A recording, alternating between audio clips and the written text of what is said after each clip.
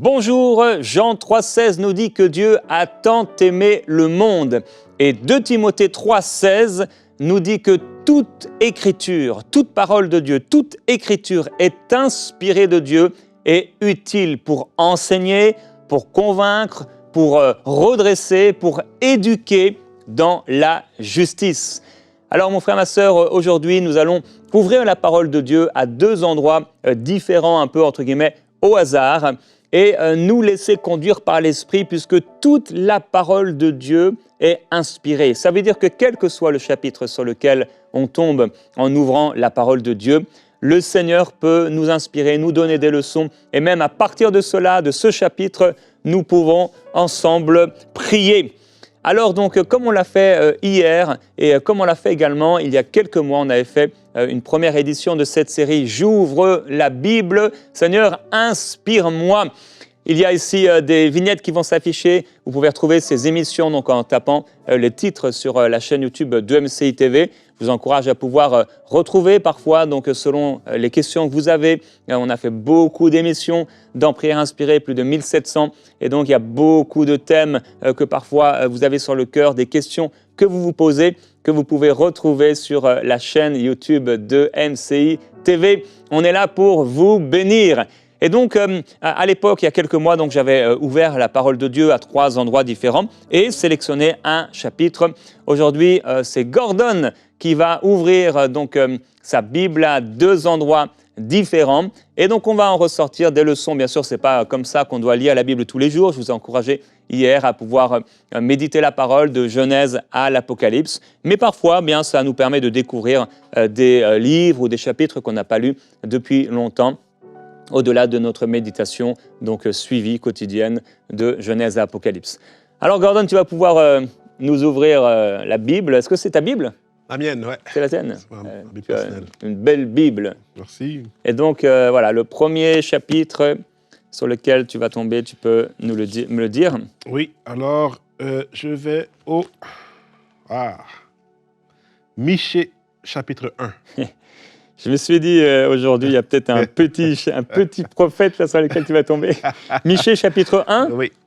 D'accord, donc Michée, chapitre 1, c'est le premier donc, chapitre sur lequel on va regarder ensemble, en tout cas. Ouais. Et donc, le second chapitre? Second, ce sera Actes, chapitre 10. Donc, Actes, chapitre 10, je vais le noter, très différent. Actes chapitre 10. Yes. Alors, Michée, chapitre 1, Actes, chapitre 10, qu'est-ce que vous choisiriez, vous?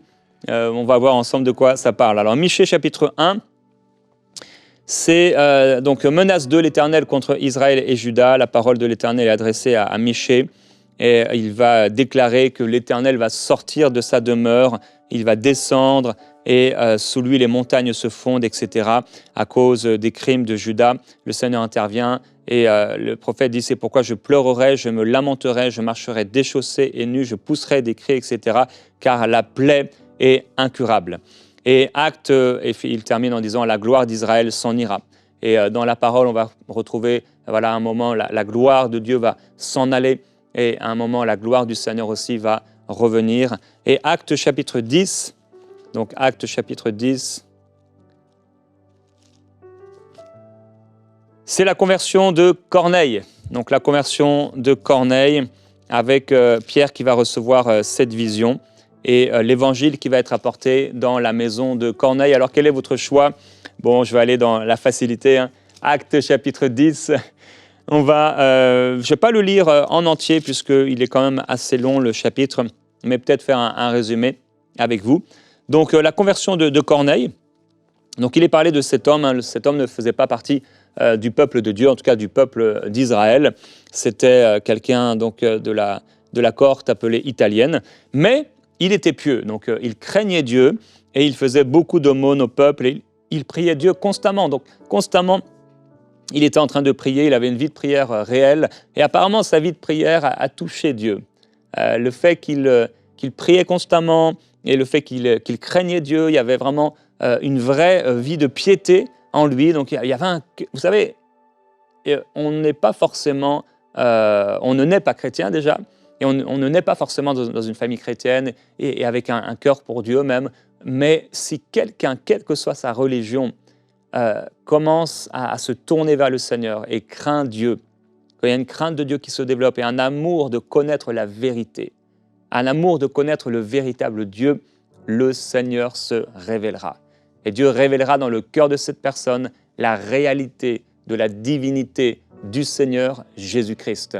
On me racontait encore ce week-end, j'étais avec un frère qui me conduisait dans les différentes réunions où je prêchais, et il me racontait que là, dans sa chambre, alors qu'il ne connaissait rien de la Bible, il était entouré de musulmans, donc c'était vraiment son entourage, son atmosphère.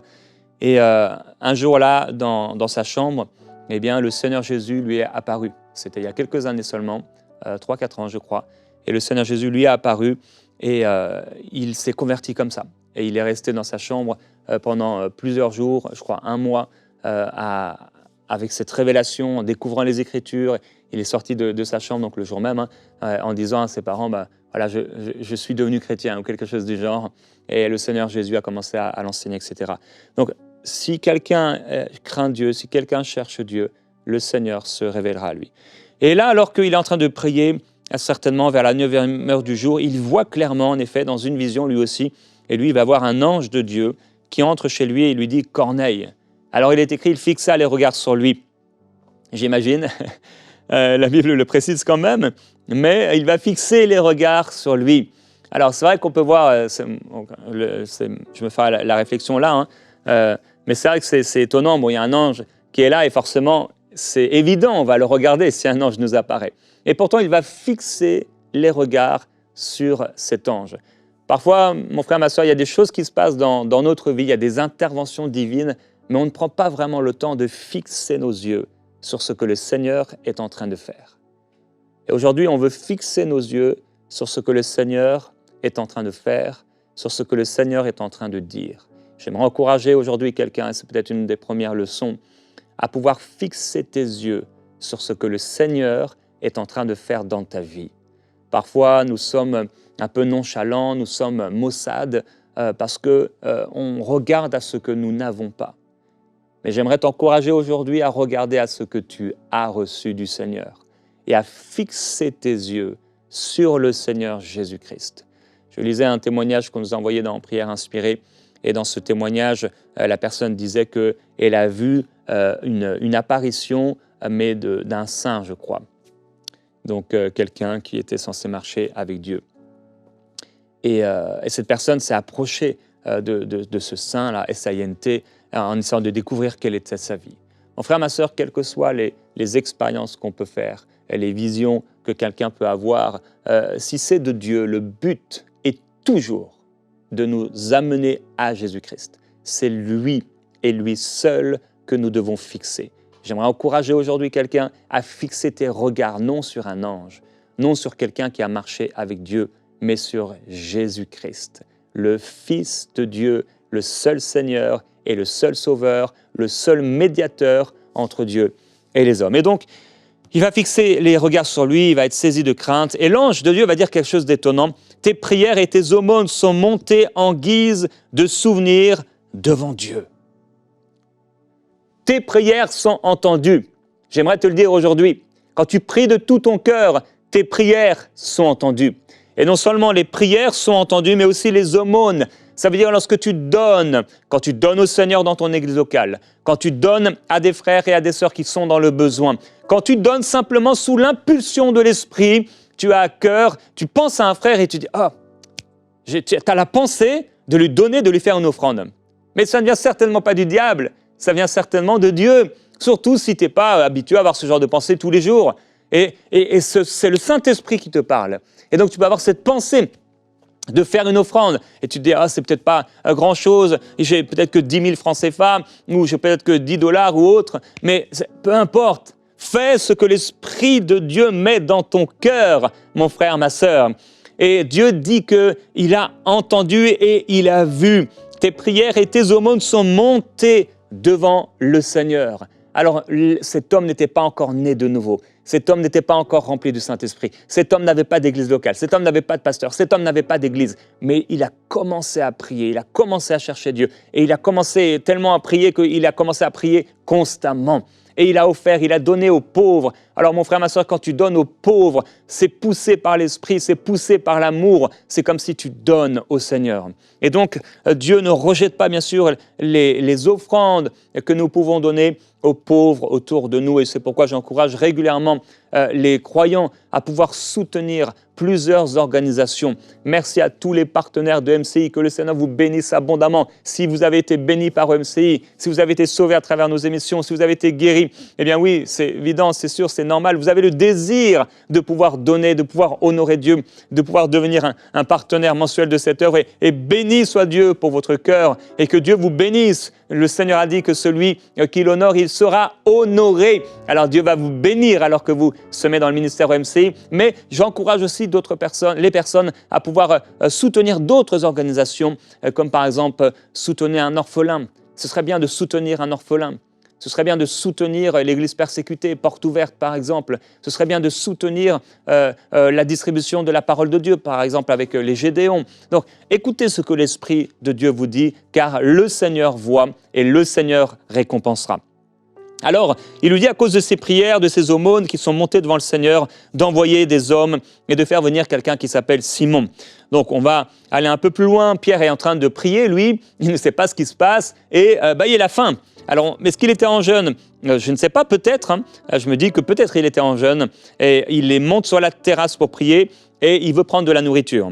Alors, pendant qu'on lui prépare cela, il a une extase et il voit donc, vous savez, cette nappe avec cette table qui descend et avec des animaux impurs, toutes sortes d'animaux impurs. Et cette voix qui lui dit « Mais lève-toi, Pierre, tue et mange !» Et il va discuter avec cette voix qui est la voix du Seigneur et il va dire « Mais Seigneur, je n'ai jamais rien mangé d'impur. » Et là, la vision s'arrête. Et donc, il est perplexe, il est perplexe sur le sens de la vision, il ne la comprend pas. J'aimerais aussi donner une autre leçon pour aujourd'hui, c'est que tu peux faire un rêve, un songe qui vient de Dieu et ne pas le comprendre, au départ en tout cas. Et ça ne veut pas forcément dire que ce n'était pas du Seigneur. Tu reçois parfois des prophéties, on ne les comprend pas. Je me souviens avoir reçu, je la lisais dernièrement, j'étais dans une conférence avec le pasteur Atoms, et il m'avait donné une prophétie dans le couloir de l'église, quelque chose qu'il avait reçu du Seigneur. Et quand j'ai écouté la prophétie, j'étais un peu perplexe, parce qu'elle n'annonçait pas quelque chose de bon.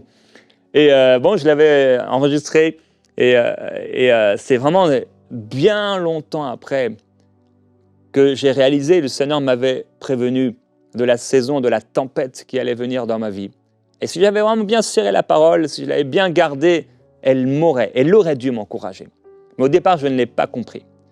Alors, mon frère, ma sœur, écris la vision, écris le songe, écris le rêve inspiré par l'Esprit. Je ne parle pas des attaques sataniques, bien sûr, avec les cauchemars, les rêves impurs et tout ça. Mais quand tu sais dans ton cœur, c'est Dieu qui a parlé.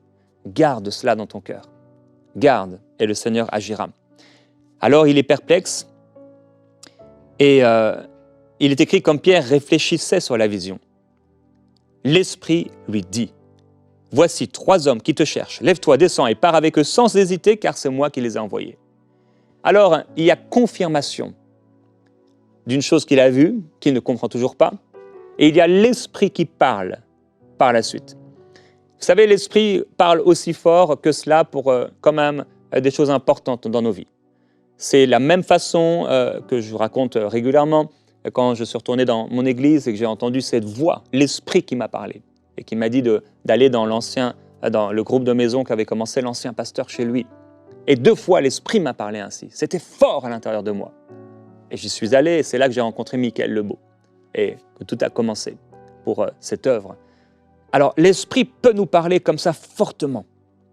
Et c'est souvent parce que quelque chose de grand arrive, quelque chose de fort arrive, quelque chose d'important arrive. Je prie, mon frère, ma sœur, que tu sois sensible à la voix du Saint-Esprit. Le Seigneur Jésus-Christ a promis qu'il ne te laisserait pas seul, que tu ne serais pas orphelin, mais qu'il allait te donner, t'envoyer le Saint-Esprit de la même nature que lui, puisque l'Esprit de Dieu, le Saint-Esprit, est l'Esprit de Jésus-Christ. C'est l'Esprit de la prophétie. Il a dit que le Saint-Esprit prendrait les choses du Père et te les apporterait. De la même manière que Jésus-Christ sur la terre avait besoin du Saint-Esprit et qu'il ne faisait que ce qu'il entendait du Père, eh bien de la même manière, alors qu'il était conduit par l'Esprit, par le Père, de la même manière, mon frère, ma sœur, nous avons cruellement besoin du Saint-Esprit pour être dirigés dans cette vie présente. Le Seigneur veut nous diriger en toutes choses. Toute écriture est inspirée de Dieu et utile.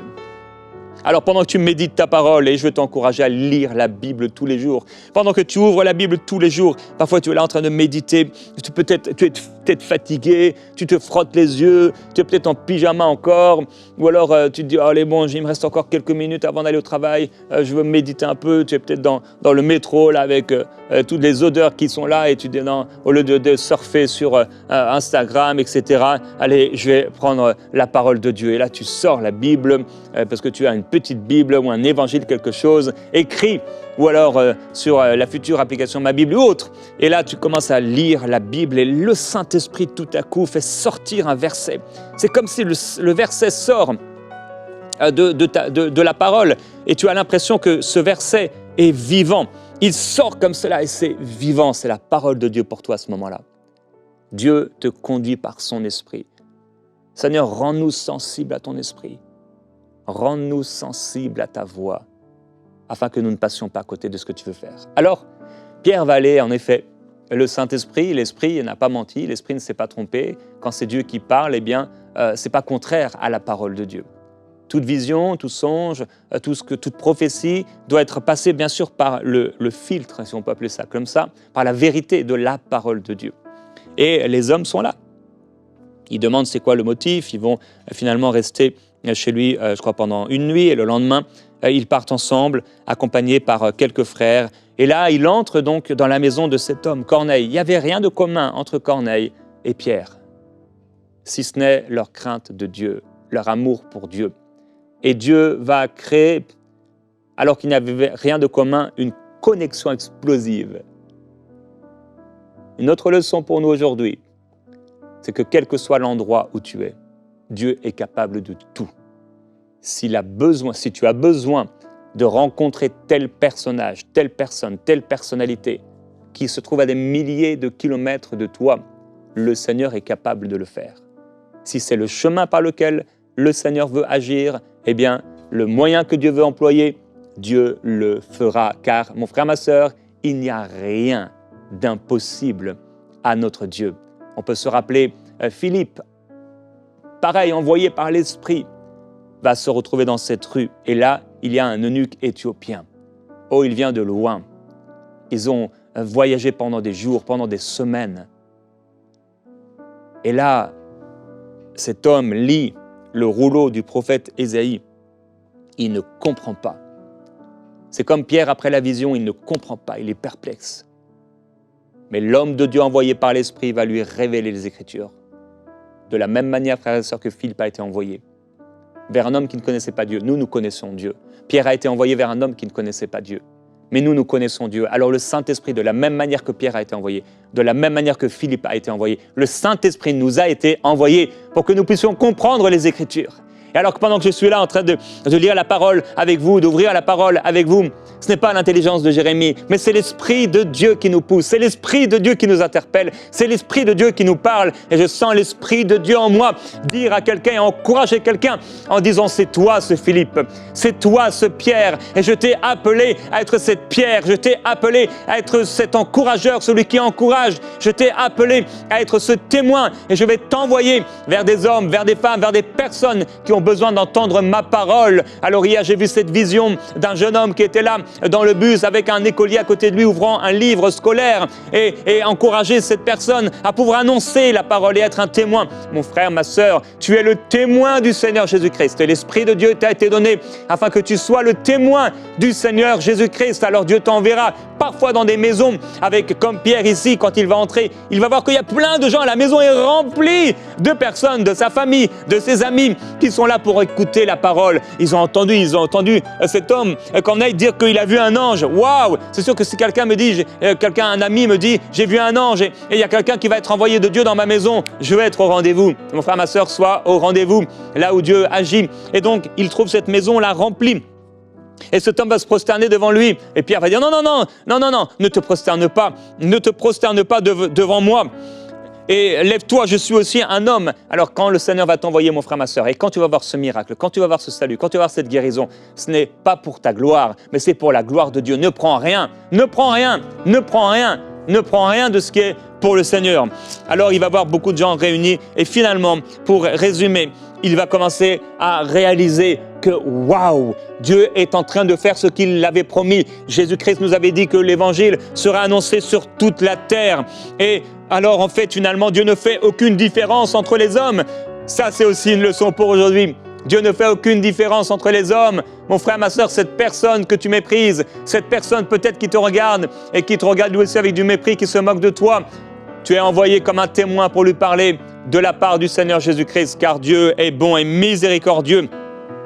Et il va raconter ce que le Seigneur a fait de lieu en lieu. Acte 10, 38, le verset connu, vous savez comment Dieu a oint du Saint-Esprit et de puissance. Jésus-Christ qui allait de lieu en lieu, guérissant et délivrant tous ceux qui étaient sous la puissance du malin, car Dieu était avec lui. Donc il va annoncer l'Évangile. Et alors qu'il est en train d'annoncer l'Évangile et qu'il annonce le salut en Jésus-Christ, que ce que les prophètes avaient prophétisé dans l'Ancien Testament était tout à propos du Seigneur Jésus-Christ. Et il dit que voilà, quiconque croit en lui reçoit en lui, par son nom, le pardon des péchés. Et il a été attesté comme juge des vivants et des morts par Dieu.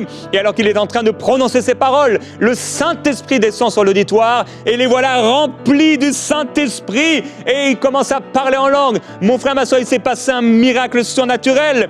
Et ils ont commencé à parler en langue parce qu'ils ont à ce moment-là été sauvés. Ils ont reçu le salut et ils ont reçu le baptême du Saint-Esprit. Et certainement aussi d'autres dons que l'Esprit leur a donnés. Alors j'aimerais dire à quelqu'un aujourd'hui, alors que Dieu va t'envoyer, il va t'envoyer avec une puissance surnaturelle, celle du Saint-Esprit, pour accompagner sa parole par des signes, par des miracles explosifs, par des guérisons surnaturelles. Car il ne s'agit pas de notre force, il ne s'agit pas de notre puissance, frères et sœurs, même pas de notre piété en ce qui concerne les miracles, mais c'est dans la foi, dans le nom du Seigneur Jésus-Christ. J'aimerais te dire, mon frère, ma sœur, si tu vis avec Dieu, si tu cherches Dieu, si tu vas accomplir la volonté de Dieu, alors tu seras ce témoin de Christ utile entre les mains du Seigneur. Si nous sommes sensibles à la voix du Saint-Esprit, le Saint-Esprit nous parlera et le Saint-Esprit nous enverra. Alors nous disons ensemble, frères et sœurs, prions.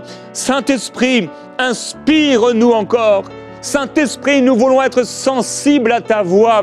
Merveilleux Jésus-Christ, merci, merci Seigneur Jésus, merci Père d'avoir envoyé le Saint-Esprit afin que nous ne soyons pas orphelins, afin que nous ne soyons plus aveugles. Seigneur, nous n'avons plus besoin de tâtonner, mais tu nous as donné ton Esprit en nous. Nous voulons nous ouvrir au ministère du Saint-Esprit.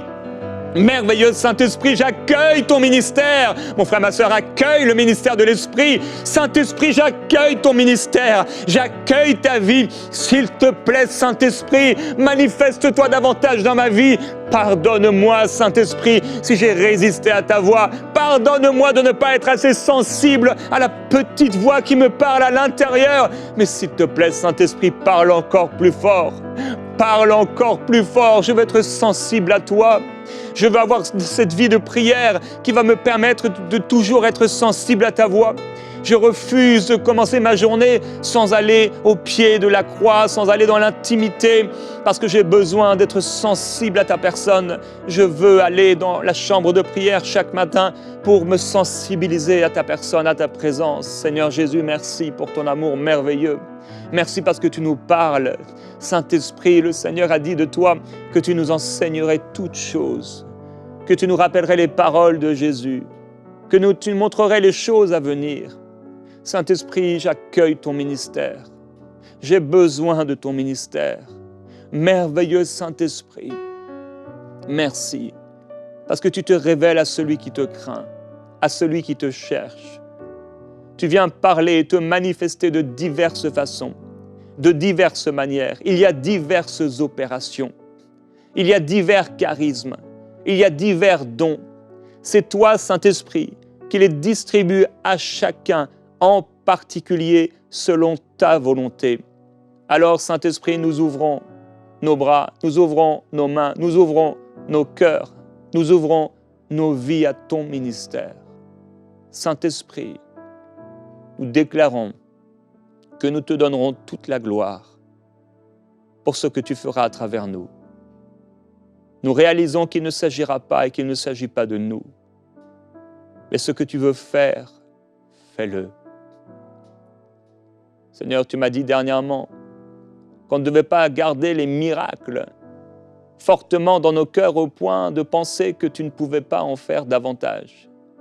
Merci pour ce que tu as fait hier, mais tu vas faire encore plus. Nous ne voulons pas garder comme des médailles, comme des coupes, ce que tu as fait hier, parce que ce n'est rien par rapport à ce que tu vas faire aujourd'hui et demain. Saint-Esprit, nous ouvrons nos cœurs. Saint-Esprit, j'ouvre mon cœur à ton ministère, à ta voix, parce que toute ta parole est inspirée. Saint-Esprit, parle-moi. Parle-nous, Saint-Esprit. Viens me conduire. Viens me diriger dans ma vie. Tu sais le chemin que j'emprunte tous les jours. Tu sais où je dors, tu sais où j'habite. Saint-Esprit, tu connais mon cœur. Parle-moi, s'il te plaît. Dirige-moi, afin de faire de moi un témoin de l'Évangile. Précieux Saint-Esprit, nous avons soif de toi. Nous avons besoin de toi. Merveilleux Saint-Esprit, tu es bon, Seigneur. Nous voulons aller comme tu as été, Jésus-Christ, de lieu en lieu, faisant le bien et délivrant tous ceux qui sont sous ces oppressions démoniaques, sous le joug de l'ennemi. C'est pourquoi nous voulons déclarer ensemble, l'Esprit du Seigneur est sur moi. L'Esprit du Seigneur est sur moi. Père, si tu nous as donné des songes, des prophéties particulières, mais que nous les avons rejetées ou que nous n'avons pas gardées, nous te demandons, s'il te plaît, viens encore rappeler ces choses. Nous voulons les conserver dans nos cœurs. Seigneur Jésus-Christ, tu es saint, Seigneur. Nous voulons continuer de donner. Nous voulons continuer de prier. Nous voulons continuer comme Corneille de prier constamment. Seigneur, cette émission, ce temps de prière n'est pas suffisant. Nous voulons davantage. Nous désirons être encore et encore dans ta présence. Saint-Esprit, manifeste-toi. Pierre voulait manger, mais tu avais une autre nourriture. Tu lui as montré que ces animaux impurs étaient comme ces hommes qu'il considérait comme impurs. Et tu as changé quelque chose en lui.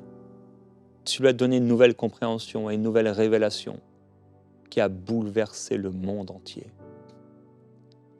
Et tu es venu et tu as attesté et confirmé la révélation qu'il avait reçue par les signes, les miracles qui ont eu lieu et par ton esprit déversé. Seigneur, merci. Père, je prie pour quelqu'un aujourd'hui. Je te demande, s'il te plaît, il y a quelqu'un qui a dans son cœur de faux enseignements, de fausses révélations reçues par des soi-disant prophètes, par des faux enseignants. Et ça vient le troubler constamment. Père, mets ces choses à la lumière, s'il te plaît, et que cette personne cesse d'écouter toutes les voix, tout ce qui est sur les télévisions chrétiennes, sur les radios chrétiennes, dans les églises, partout, mais qu'elle écoute la voix du bon berger. Introduis-la, Seigneur, dans une bonne église locale, si elle n'y est pas encore déjà, et que son cœur soit gardé et protégé, afin que là, dans la maison, dans ta maison, l'Esprit de Dieu descende et se manifeste. Nous recevons et nous accueillons le ministère du Saint-Esprit. Amen.